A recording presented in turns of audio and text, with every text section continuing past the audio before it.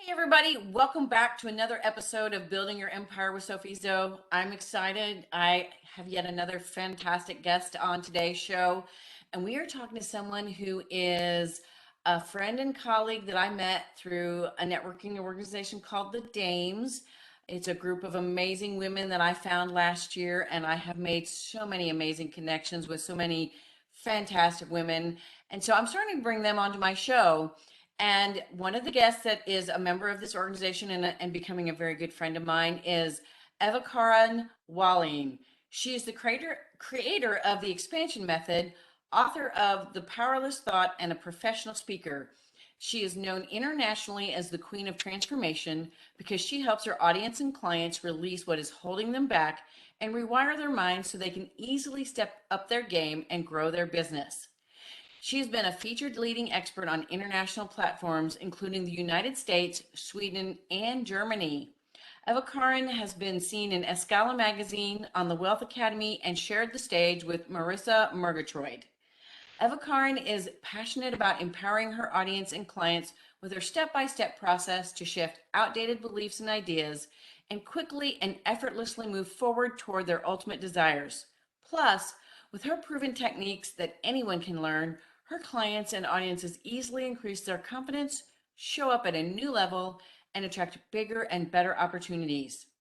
Whether she is speaking to a group of 20,000 or 20, Evakarin ignites the atmosphere with her proven methods, empowering presence, and commitment to real results. Hello, my friend. Welcome to the show. Hello, and thank you so much for having me on it. It is my pleasure. So, we're going to jump right in, and I'm going to start you with the question I give to everybody.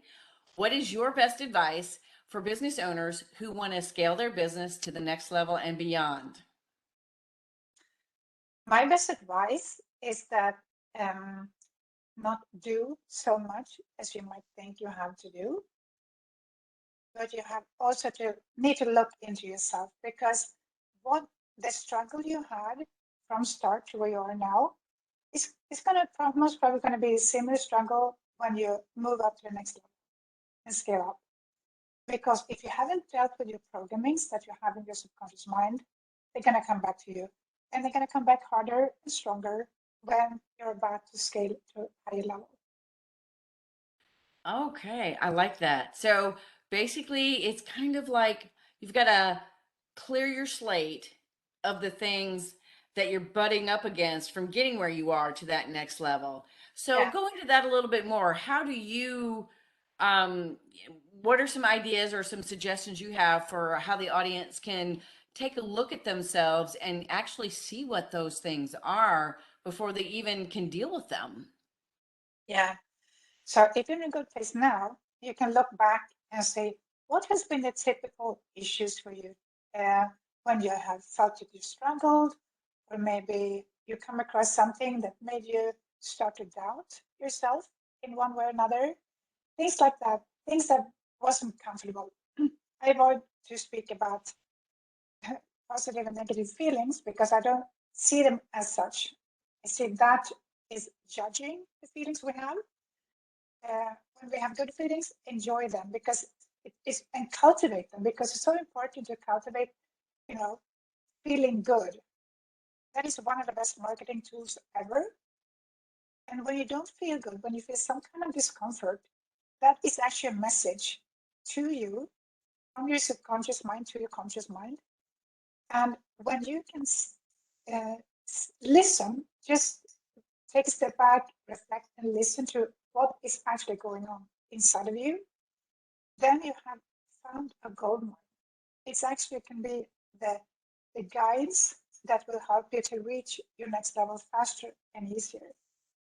Because just imagine if you have, uh, you maybe come across, let's say you're going to raise the price. And then when you did that the first time, you might have the idea that you wonder if people want to pay for you for the service at that level. Then you start to do it and it works fine. And then you want to raise the price again.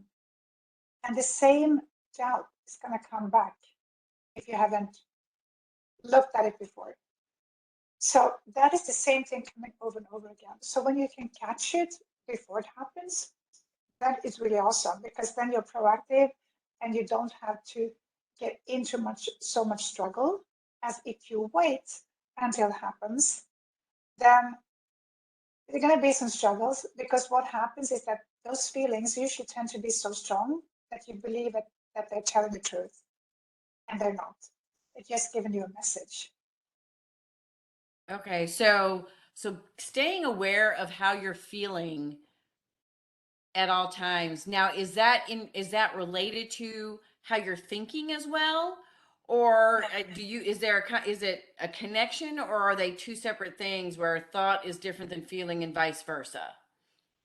They are connected. So can you imagine a day when you feel awesome? You wake up and say, oh, that's a great day. You don't have negative feelings that you start to doubt yourself and doubt the day, and I think there's going to happen some not so nice things today. And the opposite, if you wake up a day and you really, really feel bad, you're not going to have happy thoughts. So they are reflecting each other. So you can notice this both in the feelings and the thoughts. The reason I'm talking mostly about feelings is that, from my perspective, we put too much trust in our brain, and we sort of live our lives in the head and not so much in the body. It's like the body's purpose is to carry the head around. And we're missing so much when we live life that way. I see totally the opposite, that the body, I'll give an example. So in my mind, I can make a decision to fly to the moon tomorrow. But if I'm going to take the body with me, I'm going to get in some trouble. It's not going to work. So it's just a crazy example to show that the body is always telling the truth, but the head, the brain, the thinking can trick us. And it usually does trick us big time. Okay. So it is a total whole body experience that we need to be paying attention to, not just our thoughts and not just our feelings. We need to look at the whole package, the whole body, sense and energy and feelings and the thoughts, because they are interrelated. So Yeah. once you do, you look at the whole body experience that you're going through, and you recognize that there is something uncomfortable, a bad feeling, that kind of a thing, is the next step to try to find the cause and change that? Or is it about, just changing your thought, looking at your thoughts and going, well, I woke up, early today, I was tired, I didn't feel good, so now, I'm this, that, and the other. And it's just a matter of going, okay, so I'm going to change that thought to, sure, I woke up early and yes, I'm tired. And I still am here and able to go. I have the energy, the ability, because, I'm human and I can do this. Is it a matter of just changing your thoughts, or is there a whole body process for doing that too? So changing the thought is not the easiest thing to do. Sometimes it can actually be painful.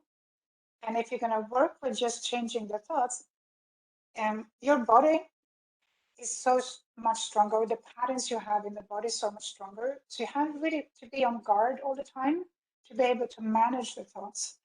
And really, you really need to keep attention to it. So it's hard work. So the way I work, I start with the feelings, because when the feelings change, the thoughts change automatically. And I can share a simple way to do that. And the reason why it's so difficult is also because we have three parts of the brain. We have the reptilian brain that its purpose is to help us survive, and it doesn't like change. Because as soon as we're about to change, it's going to say, no, no, stop. And they're going to trick us in some way to stop moving, just to keep us safe. And then we have the limbic system. It's all about feeling loved, feeling that we belong. And so many times I've heard when people going for that kind of success, it's that they're afraid of being left alone, being afraid that people stop love them. Family, they wouldn't stop love them, but they can know that intellectually, but the feeling is there. And then we have the frontal lobe, that is the creative part of us that is creating the visions, we have ideas, and so forth. So we have 2 against 1. And that is why it's so hard to just change the thoughts and change the life by changing the thoughts. So what I would advise is that you notice, and you can start wherever you want. You can start in the thoughts, or you can start with the emotions, but start listening, go down the listen to the body, because that is the part that tells the truth.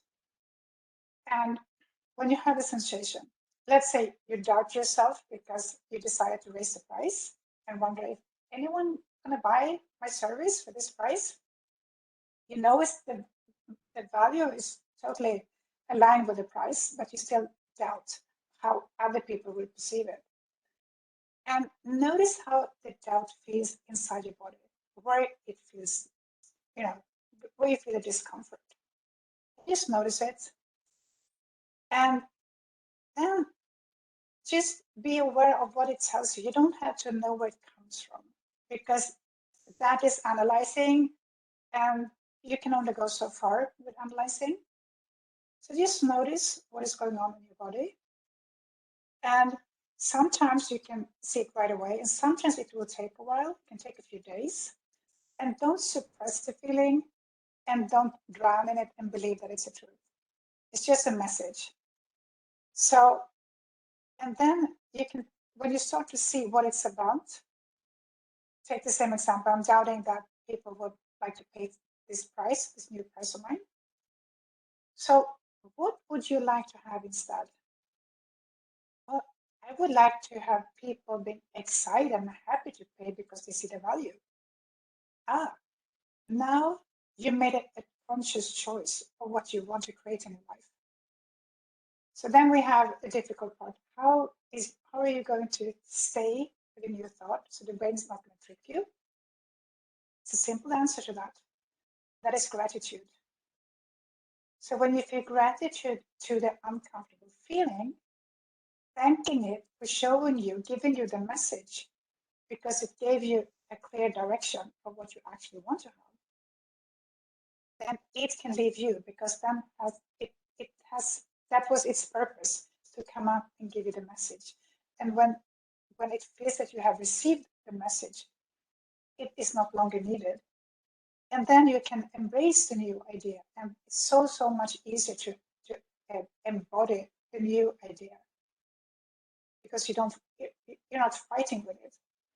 Because when you're fighting against your thoughts and feelings, you're just fighting against yourself.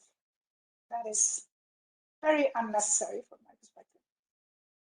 Yes, definitely. So how can a person be sure they don't take the process of listening to their body and feeling the emotion and processing the messages coming from it? How do they keep themselves from getting lost and wallowing in it? Because you said you don't want to sit there and just stay in that feeling forever, and you don't want to suppress it, because so many people today do one or the other. They either suppress it and pretend it's not there and go on like they have it with a happy face on, and others are like, oh, well, I was told to feel my feelings and process my feelings, and yet they're wallowing in it day after day going, Yeah. I'm feeling my feeling and nothing's changing. So how do they break that habit of wallowing in it and play, instead of doing what you're saying, feeling it, getting the message from it, and making the change in your thoughts? Because you see, oh, I'm feeling this because of this, and it's okay, or whatever. How do we keep from getting lost in that wallowing in it? Because sometimes when you let go like that, it's hard not to just be stuck in it and go wallow and not be able to get out of it. Totally. Well, you have to be a bit schizophrenic. Okay. Please Well, explain. what I mean by that is that you can see it as its own entity, so you don't take it on as you. We have a tendency to say that I am doubting, I am angry, I am upset. And it's a good practice to rephrase that, to say, I have the sensation of, or I have the feeling of. And it may sound like it's almost the same, but it's definitely not. Because the first one, when I say I am, it's like you personalize the feeling, so it becomes like part of you. So when you say they have the sensation, you're telling yourself that, yeah, this is how you feel in the moment, and it's not you. It's just a sensation. And at the same time, you can imagine that it is a part of you that you can pull out of yourself and put on the side and let it be with you. You can allow the feeling to be with you while you're doing the ordinary things during the day. And it's okay. So when I do this, I can say to my husband that, yeah, I'm a little bit low today because I'm processing this. I don't go on and on and on and say and complain or talk about how I feel. I just let it be beside me until I get the message. And I like that because I totally get the I am blank. It's like claiming it and making it real, or making it permanent, so to speak. Because when you say I am whatever, that is like a proclamation of who you are. And when you make a proclamation like that, it can get stuck with you, and then you have to work through that. So instead of saying I am and actually claiming this negative feeling or this negative situation, you saying I have a feeling of this or a sensation of this in my body, but it's not me. It doesn't define me. It's making sure you clarify, because that's kind of in my mind clarifying the thought and the emotion and being able to process them without claiming it to where you wallow in it or suppressing it and going, okay, because you could say, oh, I am not angry today. And I mean, and you could be fuming, and instead of saying I am angry today, you do the opposite. I am not angry today. And you're suppressing it and pretending to not be angry, and you're not really processing it. So you have to, it's in the phraseology of how you talk about it, even if you're just talking to yourself about it, it's still making sure you're not claiming it and making it your reality by claiming it as an I am statement. And instead of saying I am feeling X or I have this sensation in my body like such and such, it allows you to separate that out and then be able to, like you said, kind of have it right by you and kind of know it's there and process, and then an event, and it will go away, and you'll get your message, and you'll change your thought, and it will go on. So I love that. This is all very brilliant and a really great perspective on this. I mean, I've talked to many people over the years about, emotions and thoughts and how to deal with them and how to not wallow. And you've got the spectrums of, the psychologists and the psychiatrists and how they present it, coaches and consultants how they present it, religious figures how they present it. There's so many different perspectives, and I really like yours and the way you talk about it, because it's very clear on how to do these things without getting stuck in one spectrum or the other. So I love that, and I really think my listeners are going to love this. So that being said, how can my listeners find you, learn more about you, see if they want to work with you, or find out how, what you do and if it's a fit for them? Yeah, on my website, the same name as me, evakarinwallin.com. And right now I have a quiz, so you can find out what is your biggest money blocker. Because one of the most fun things that I do is I clear money blocks. And it usually is not, well, some parts, of course, is connected to money, but it is also other parts that is not connected to money that still affect the money that comes into the world, the amount of money that stays in the world, and the amount of money we give out to the world. Okay, awesome. And I will have that all in the show notes. I'll have a link to your website and where they can go get that quiz and where they can find out more about you. So be sure you check out the show notes when y'all come listen to the episode. And Evakarin, I want to thank you for being on the show today. It's been a great pleasure. I know so many of my listeners are going to get so much out of this. And to my listeners out there, if you haven't already subscribed, please subscribe, leave us some feedback, let me know what you think. And I will see you all again next week on Building Your Empire with SophieZo.